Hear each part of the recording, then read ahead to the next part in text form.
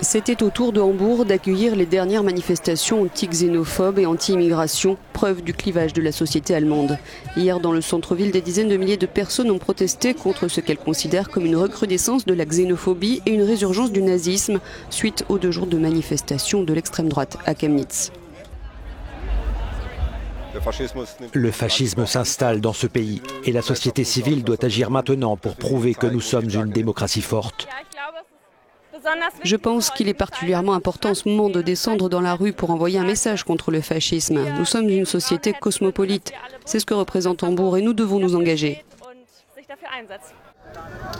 Des scènes comme celle-ci en ont horrifié plus d'un. Des membres de l'extrême droite descendant en force dans les rues, poursuivant les étrangers, affrontant parfois la police, après la mort d'un Allemand dans une rixe qui aurait impliqué 2 migrants syriens et irakiens.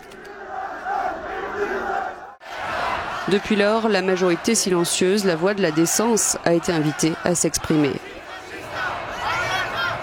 Hier soir à Hambourg, les forces de police s'étaient préparées au pire avec le rassemblement de pro-nationalistes et anti-immigrants.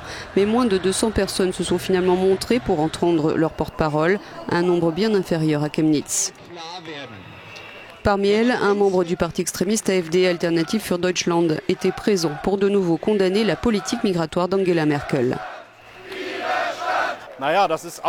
C'était une grave erreur de la part de Merkel qui devrait en avoir honte. Nos frontières sont aussi ouvertes que des portes de grange.